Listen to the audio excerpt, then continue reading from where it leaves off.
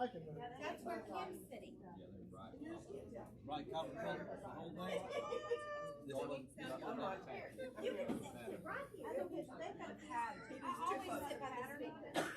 I sit where I want to sit. Just don't talk loud. They're kind of gray.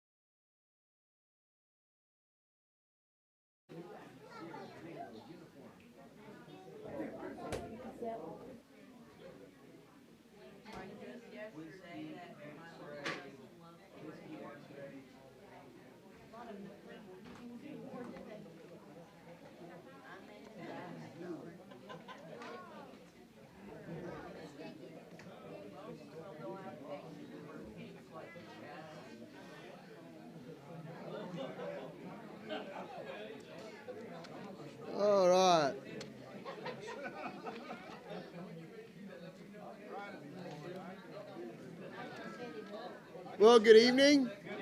It's good to see. It's good to see everybody here tonight.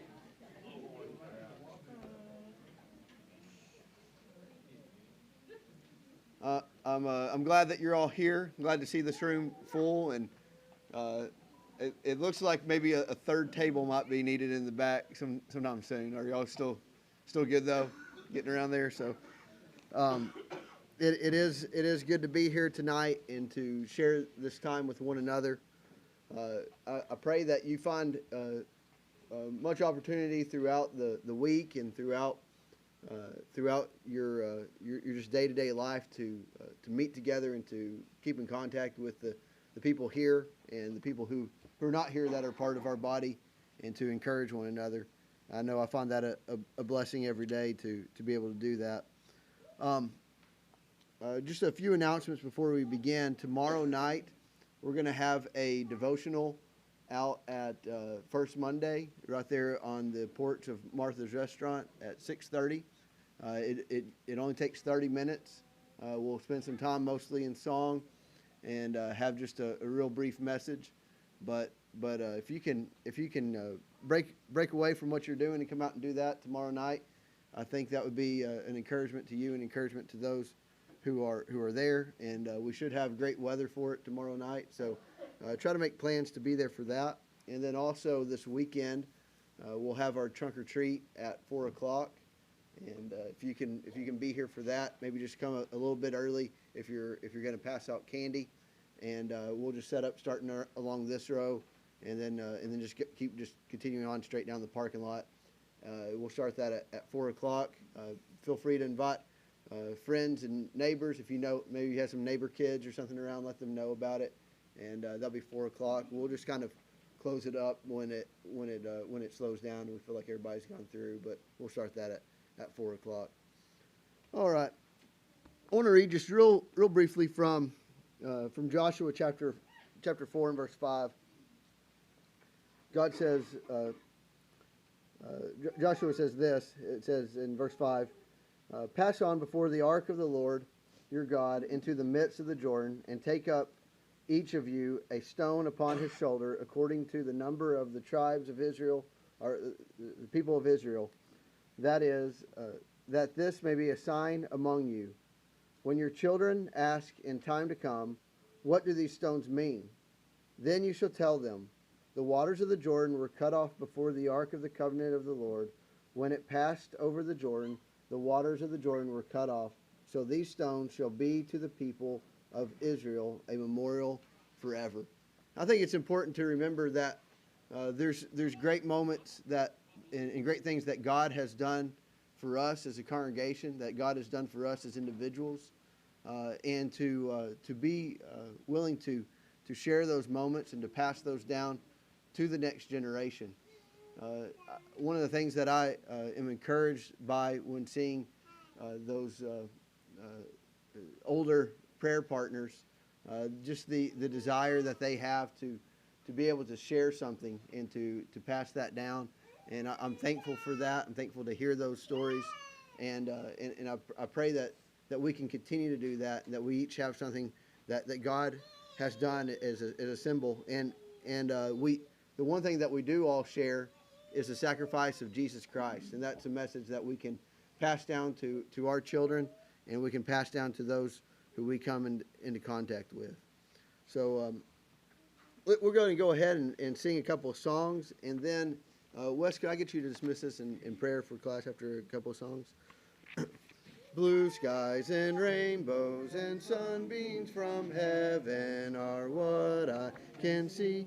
When my Lord is living in me, I know that Jesus is well and alive today. He makes his home in my heart. Nevermore will I be all alone, since he promised me that we never would part. Tall mountains, green valleys, the beauty that surrounds me, all make me aware of the one who made it all. I know that Jesus is well and alive today. He makes nevermore will I be all alone, since He promised me that we never would part. All right. Do y'all know Hero Israel? We know that one, don't we? Okay. Hero Israel, the Lord thy God is one God, and thou shalt love the Lord thy God with all thy heart, and thou shalt love the Lord thy God with all thy soul, and thou shalt love the Lord thy God with all thy mind, and thou shalt love the Lord thy God with all thy strength. Hear, O Israel,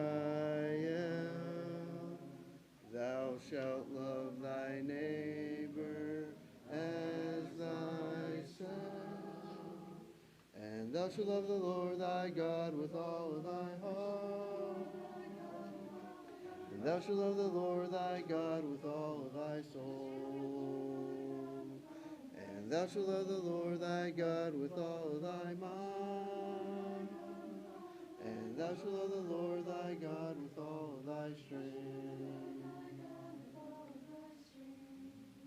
Hear, O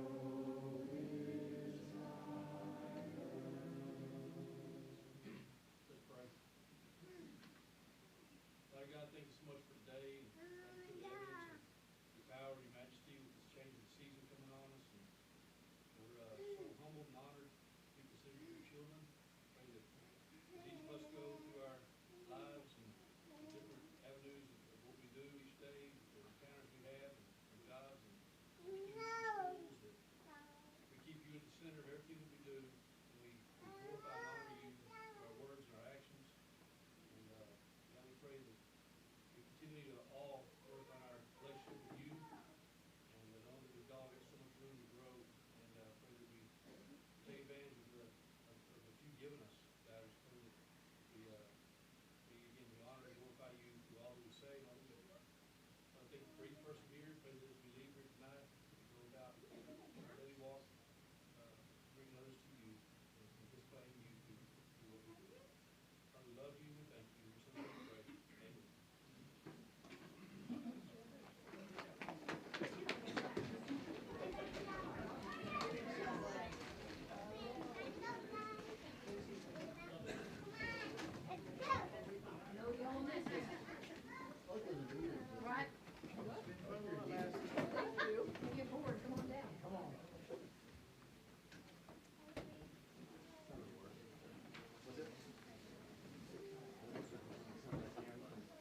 choosing that space to run through, you know?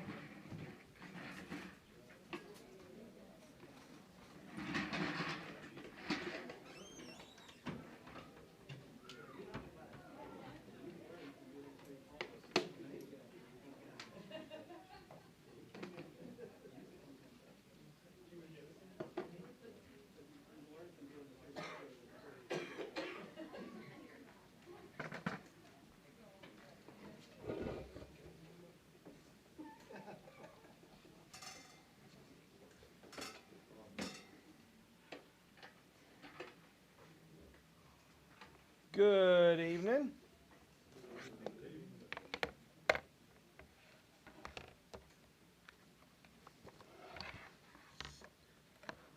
We are in the book of Genesis, as we have been for a few weeks now.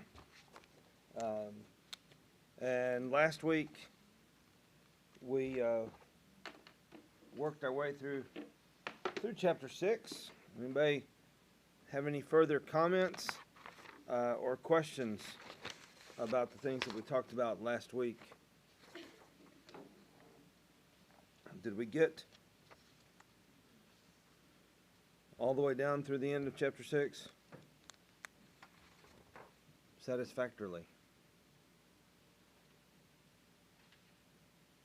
If there are no objections, then what's the scene in chapter 6? How does what's the scene that is painted for us at the beginning of chapter 6? Let's put it that way. Everything's bad, right? Really bad. Not just bad, really bad, right? People are bad. Bad, bad people. And what effect does that have on God?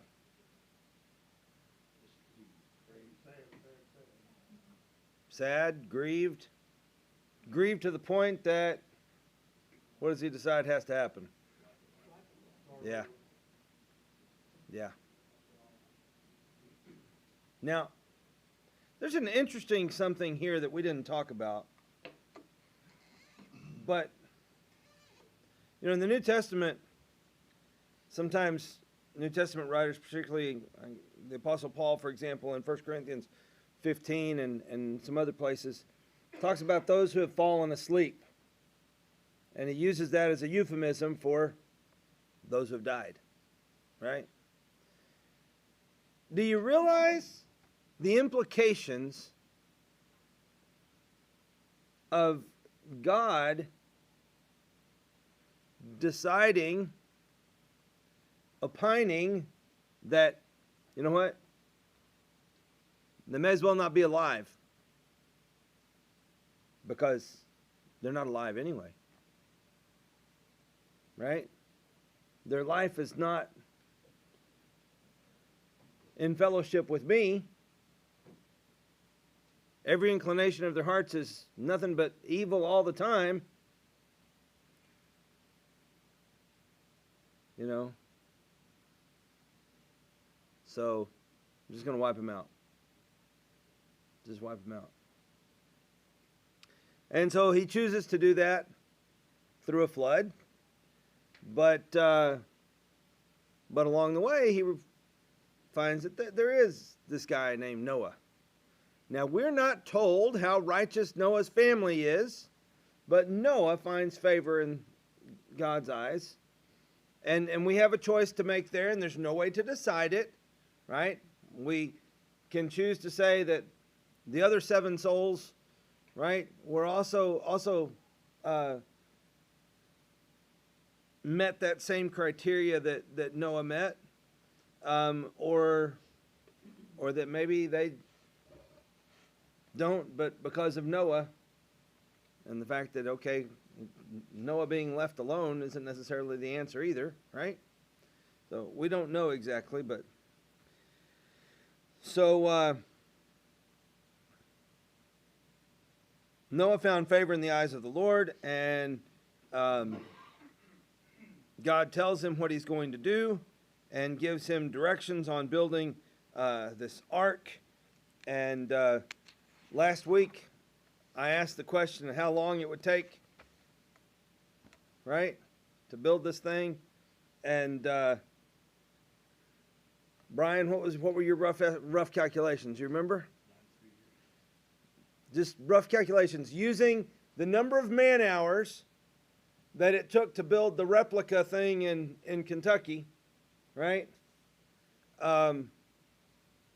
It would take a century or maybe 120 years, right? And so that begs the question of that 120 number that we see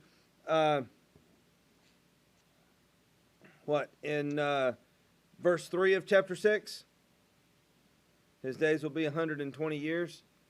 There's 2 ways to read that, right? One way is to say man will no longer live to be really old.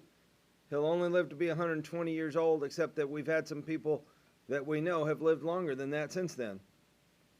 And the other way to read it is that basically in 120 years, this all ends, right?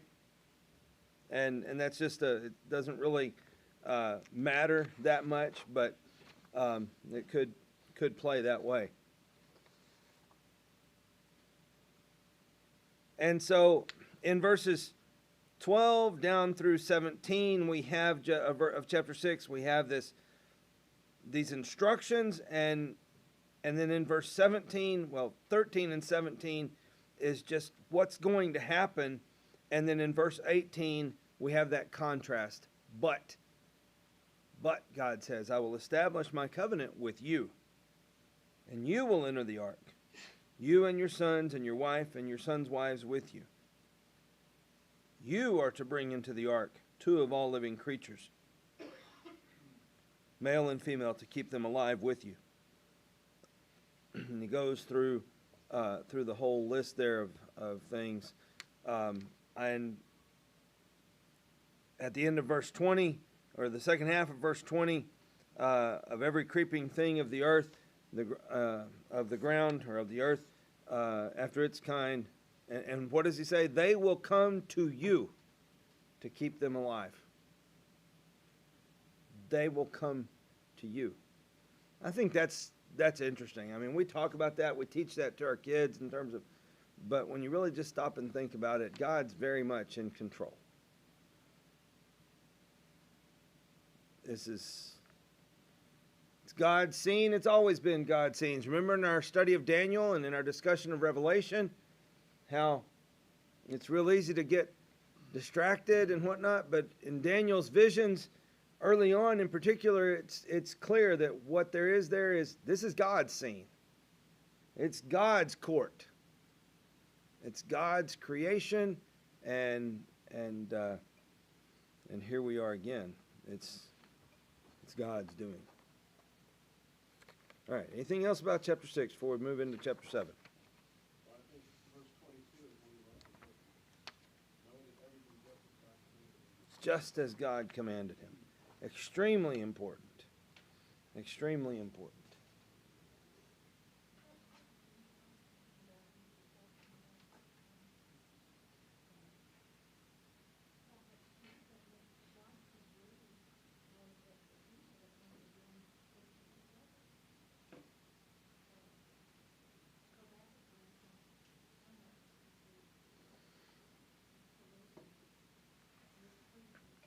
Mm-hmm. Mistreating each other, yeah, and just abandoning their commitment to Him, abandoning Him as the centerpiece of their existence. But not Noah. God was apparently still the centerpiece of Noah's existence, and Noah did according to all that God commanded him.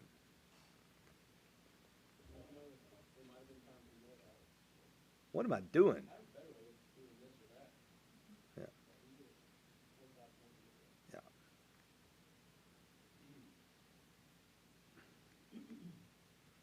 Then the Lord said to Noah, "Go into the ark, you and your whole family, because I have found you righteous in this generation. Take with you 7 of every kind of clean animal, a male and its mate, and 2 of every kind of unclean animal, a male and its mate, and also 7 of every kind of bird, male and female, to keep their various kinds alive throughout the earth." Now, 7.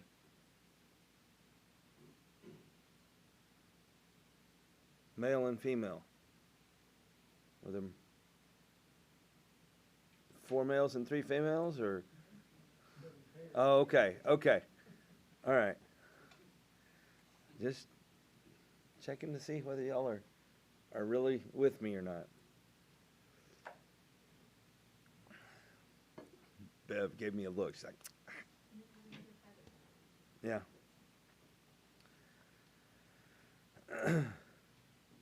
Why? Why these 7 pairs?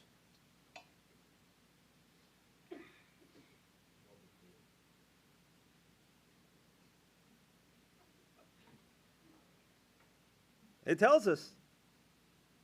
It says why. To keep them alive. Right? What's the difference between clean and unclean? Food. Right? And if they're going to repopulate. So, could God have just wiped it all out and then just created new ones? He could have wiped Noah out and created, started over too, right? But might as well start over with somebody who you already know he trusts you, right? But yeah, to keep them, to keep their various kinds alive throughout the earth, at the end of verse 3. For after 7 more days I will cause it to rain on the earth 40 days and 40 nights, and I will destroy from the face of the earth all living things that I have made. Have you ever been working on something that was important, and that there was a lot of energy put into, maybe even a lot of emotion put into, and you reach a point where it's just not working like it's supposed to, and you decide, you know what, I just got to start over. Whether it's a lesson that you're trying to, a lesson plan or something that you're writing, or some kind of construction, or, you know, whatever, and you just scrap it and start over. We can kind of taste a little bit of what God must be going through in this. Because he did what he did full of hope, right? That man would reciprocate. And now he's having to wipe it all off. And then we're reminded again in verse 5, and Noah did according to all that the Lord commanded him. Noah was 600 years old when the flood waters were on the earth. So Noah with his sons, his wife, and his sons' wives went into the ark because of the waters of the flood. Of clean animals, of animals that are unclean, of birds, and of everything that creeps on the earth. 2 by 2 they went into the ark to Noah, male and female, as God had commanded Noah. And it came to pass after 7 days that the waters of the flood were on the earth.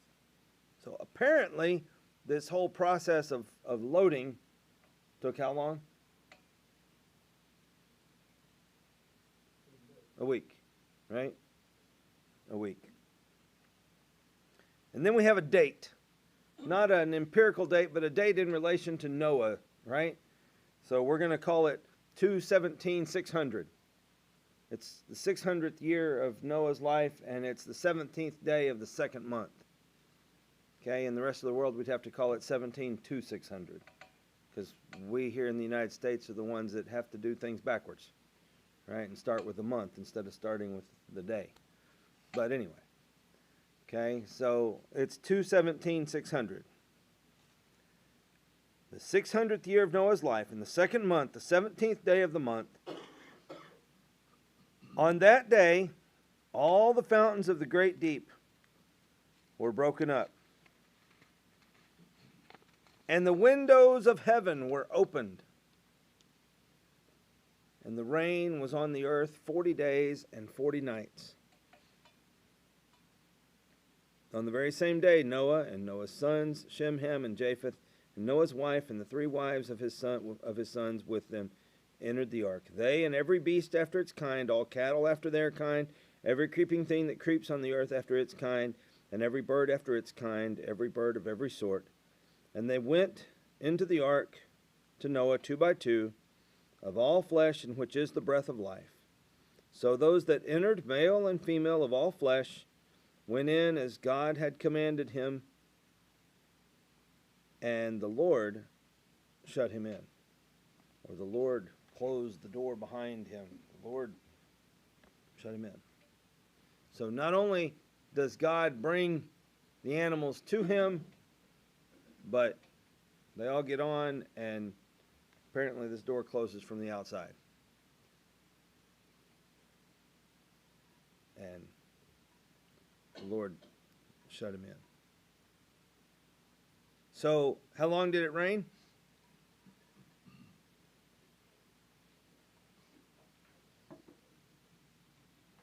What does it say in verse 12?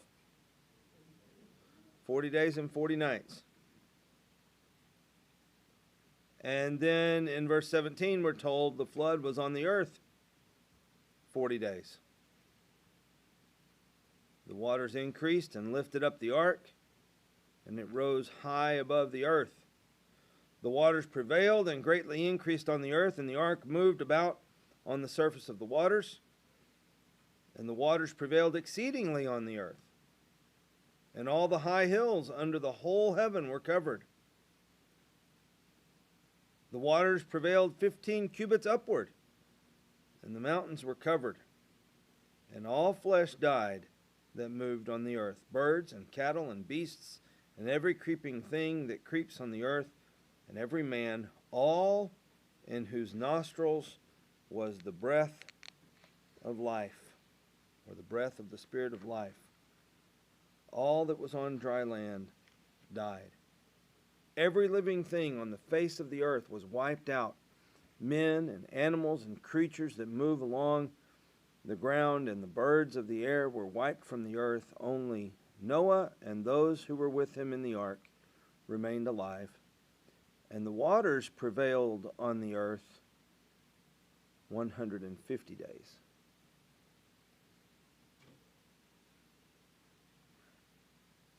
We always talk about the 40 days and 40 nights, but there's some timeline things here that, depending on how we read different pieces, we don't know exactly, right, what they mean. But the way I read this, it rains for 40 days and 40 nights, and I would think that verse 17 relates back to that, and then we're told that even that the total is 150 days, right? That the waters prevail on the earth. And then we'll get into chapter 8 in a moment. Anything you notice there in chapter 7 catches your attention?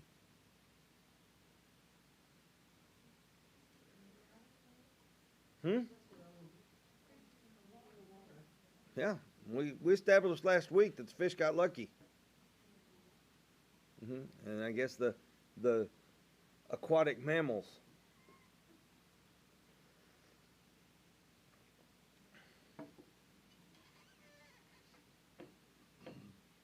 Anything else?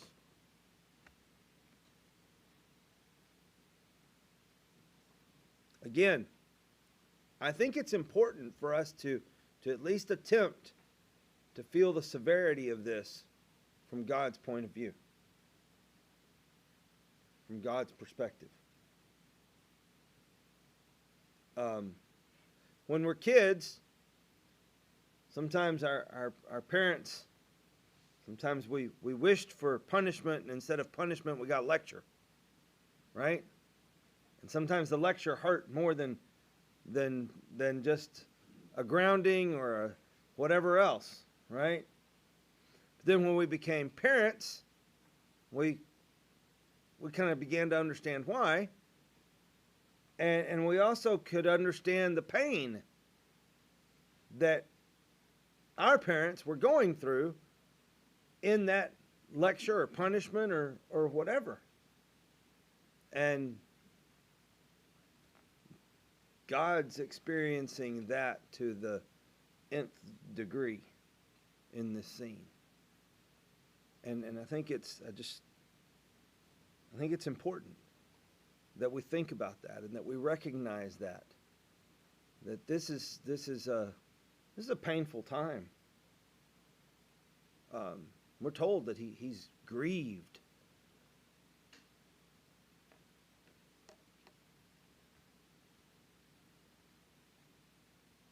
Anything else there from chapter 7?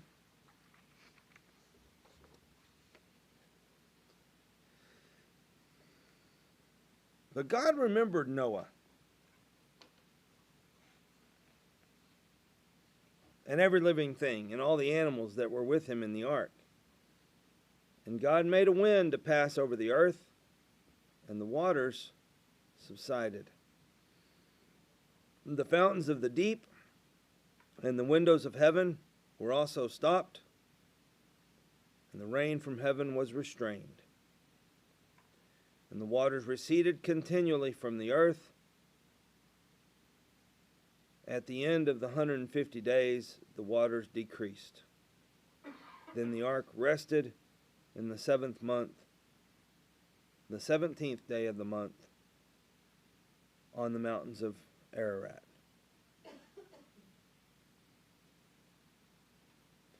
and the waters decreased continually until the 10th month. In the 10th month, on the first day of the month, the tops of the mountains were seen. So it came to pass at the end of 40 days that Noah opened the window of the ark, which he had made. Then he sent out a raven, which kept going to and fro until the waters had dried up from the earth. He also sent out from himself a dove, to see if the waters had receded from the face of the ground. But the dove found no resting place for the sole of her foot, and she returned into the ark to him, for the waters were on the face of the whole earth. So he put out his hand and took her, and drew her into the ark to himself. And he waited yet another 7 days, and again he sent the dove out from the ark. Then the dove came to him in the evening, and behold, a freshly plucked olive leaf was in her mouth. And Noah knew that the waters had receded from the earth. So he waited yet another 7 days, and sent out the dove, which did not return again to him any more. And it came to pass in the 601st year, in the first month, the first day of the month, that the waters were dried up from the earth. And Noah removed the covering of the ark and looked. And indeed the surface of the ground was dry. And in the 2nd month, on the 27th day of the month, the earth was dried. Okay. So now we know how long it's been. Right? Because we've gone from what? From 600 217 to 600 what? 227. So the whole process from entering the ark to coming out of the ark is a year and 10 days, apparently. Wow. Can you imagine? Imagine the faith that it, have you ever been on a boat or in a boat on some choppy water?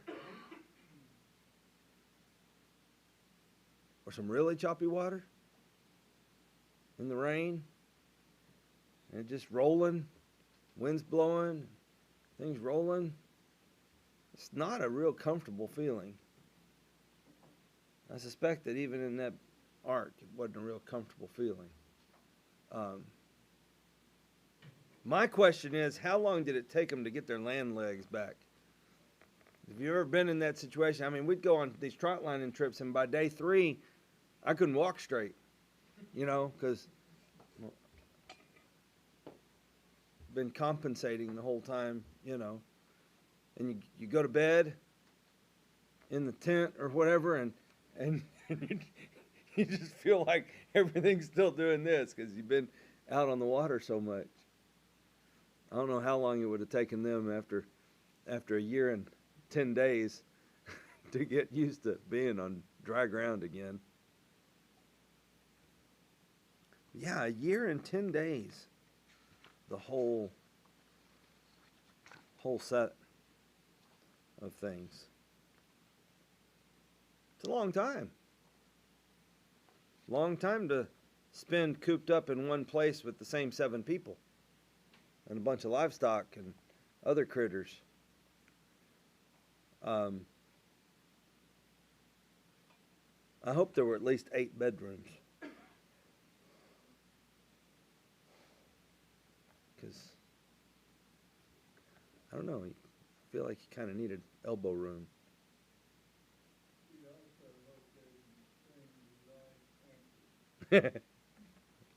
Extremely large pantry. Well, we're not given those details, are we? Are there a lot of things that we wonder about all this? Yeah. I know there's a lot of things I wonder.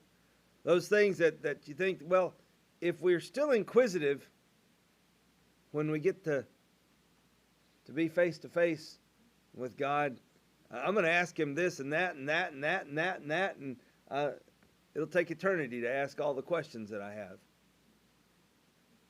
But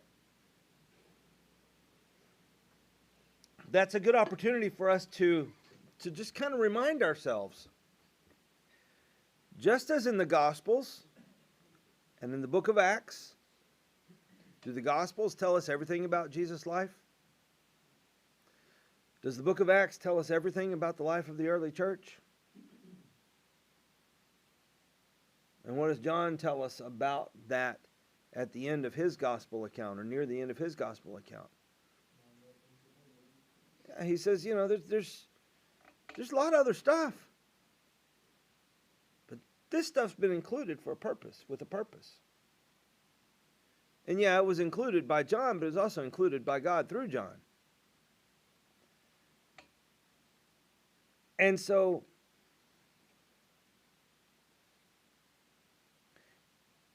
if God's telling us a story and giving us stuff, and it's not everything, but it's something, then we need to be thinking, okay, what's the value in this story? Or in this particular sequence of stories that we are given? How much time has transpired from the time he creates Adam until all of this is going on? Well, we don't know exactly, but over 1,000 years. And we've just got a little bit of stuff. I guess we could kind of figure it out exactly if we sat down with a timeline, right? So the things that we are given to read and to think upon are part of a composite that God is giving us with a purpose. So, as we move through the rest of the story of Noah, be thinking about that. Think back to the garden and the story we have of the garden, the story we have of the fall and the consequences thereof, the story we have of Cain and Abel, the sequence that we have of some genealogy there and things that were told about a couple of people within that genealogy, like Enoch, right, that we talked about. What's the importance of what we have at the beginning of chapter 6? What's the importance of this story of the flood and the details thereof? And as we get down to about chapter 11, probably next week, we're going to kind of step back and say, okay, what's the value in all this? How does all this work in one unified, composite communication from God to his creation?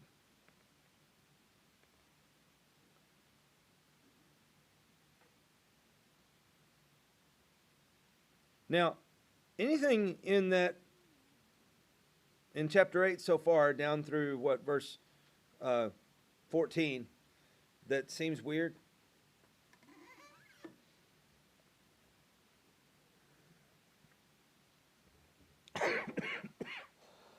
You're supposed to drink the coffee, not breathe it.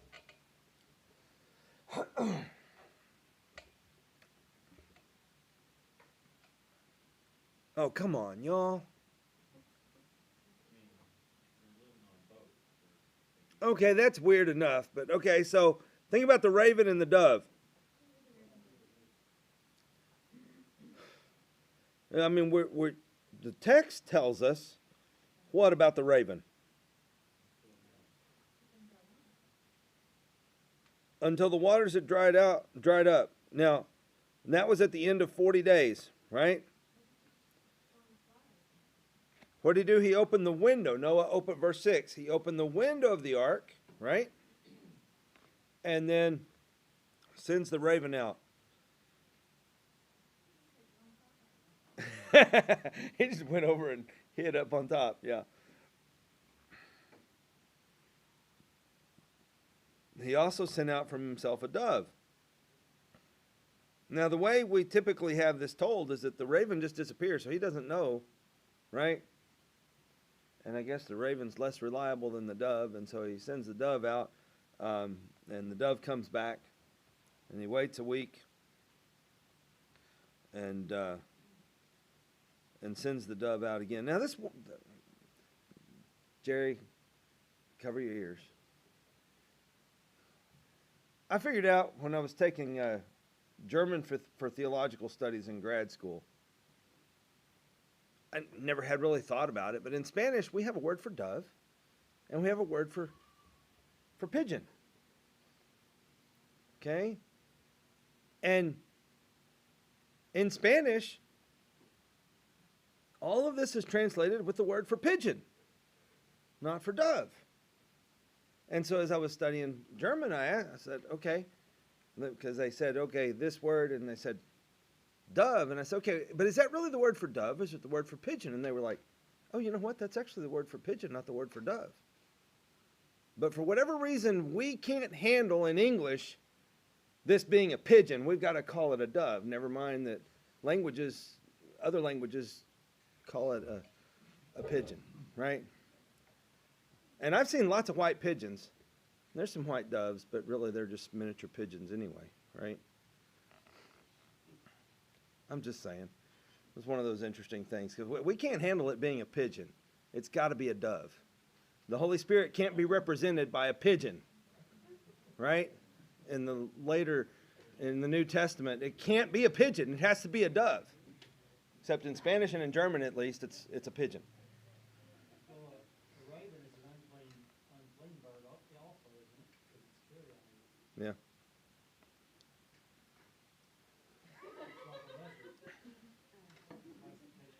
carry on. Yeah. Carry on. Yeah. Eat stuff that's already dead. Anyway, that was just a little aside about the word dove there in our English sensitivities.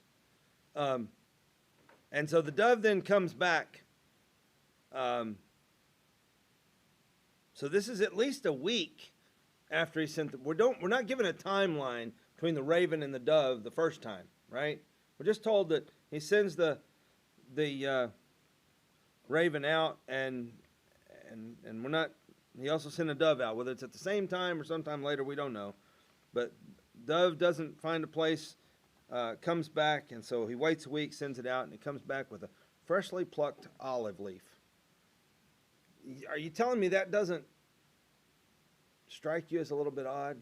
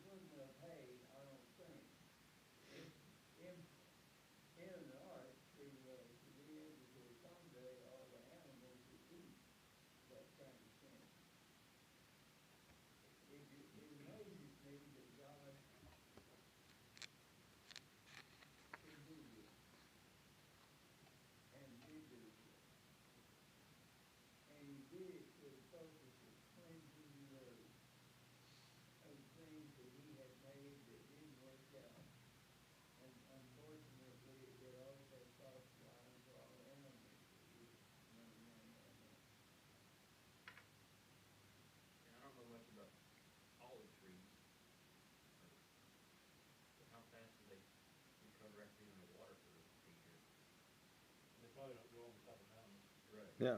So, and that's where I was headed, because we go into verses 3 and 4, right? 150 days. Ark rested in the 7th month. Well, that's your 150 days. From the 2nd month to the 7th month, that's 5 months. That's roughly 150 days, right? And then they continue decreasing, verse 5, until the 10th month. And somewhere in through there, they decrease enough that altitudes that'll support olive trees, olive trees start budding out, but there's a freshly plucked olive leaf. Can you imagine after all this time, better part of a year, or maybe even a year by the time this dove comes back with his olive leaf, the joy of of that olive leaf, that dove coming back with an olive leaf. And the message there is clear of the hope that represents to those people, that the earth is here. Yeah, God's got this. Right, it's not just us, the earth is coming back. He's gonna sustain us outside the ark as well. Yeah. God's got this. And then he waits another week and sends the dove out again. The dove doesn't come back, but now he knows that the waters have receded, and so time to come out. 2nd month, 27th day. Verse 15, then God spoke to Noah, saying, go out of the ark, you and your wife and your sons' wives with you. Bring out with you every living thing of all flesh that is with you, birds and cattle and every creeping thing that creeps on the earth, so that they may abound on the earth and be fruitful and multiply on the earth. Have we ever heard that be fruitful and multiply concept, whether in a direct instruction or otherwise, in Genesis already? Yeah.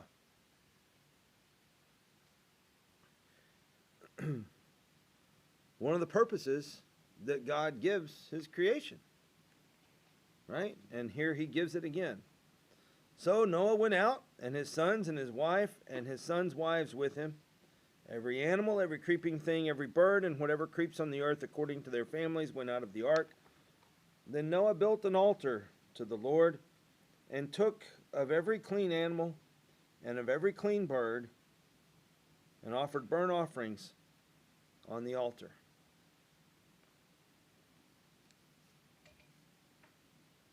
Now, I want you to think about that for a minute. We don't talk about this much in this story. How much faith did it take to do that? How much faith did it take to offer several of what precious livestock you have?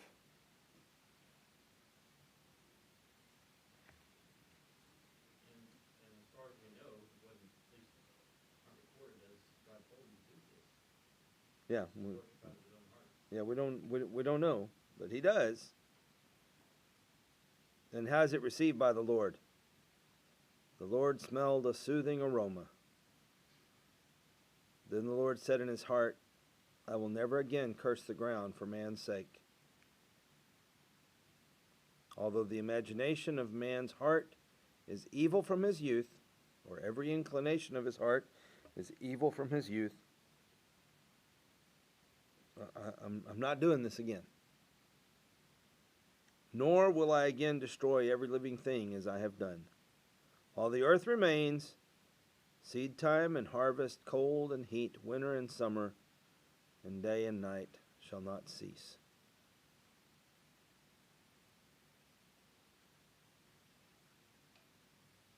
We have some indications there of seasons, and as we've talked about, we don't know. That's the first mention of anything that would be called seasons and those kinds of things in Scripture. We don't know whether this cataclysmic event changes things and gives us that or not. There's some that would think of it that way, and that's reasonable, but we don't know. That is the first time that we have that kind of thing mentioned. One thing I never keyed in on was they went in pairs and came out like families.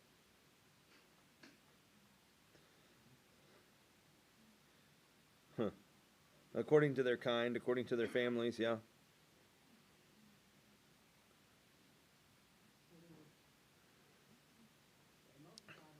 Yeah, one would think. I mean, I guess God could have kept them from multiplying on the ark, but it would have taken God keeping them from multiplying. And some species would have multiplied several times.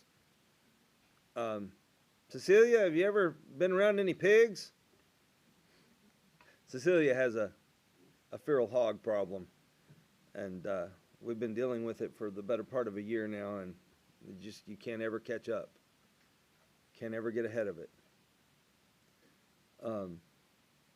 Pigs and rabbits and What's that? You may have had more sacrifice than you Yeah, but of course the pigs weren't clean, so you know that wouldn't have helped him on the sacrifice side. I'm sure those cows were good still.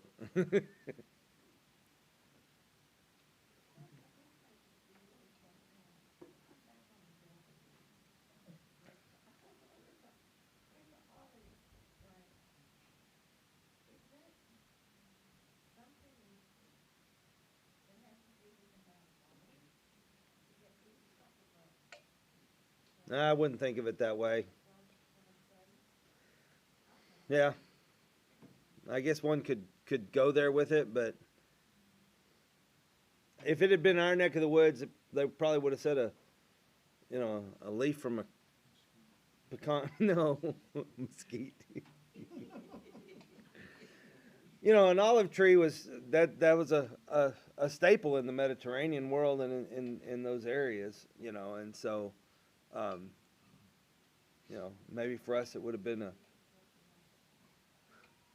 yeah, I mean, I would think that the connection to Mount of Olives would be more coincidental than instrumental, but who knows? You can ask him that question. If we are inquisitive when we're done with these bodies. Any other final comments before we wrap up and move into our little prayer request time? All right, next week we will wrap up the scene with Noah and then hopefully get on down through the end of chapter 11 as well. But for sure we'll wrap up the scene with Noah and his family.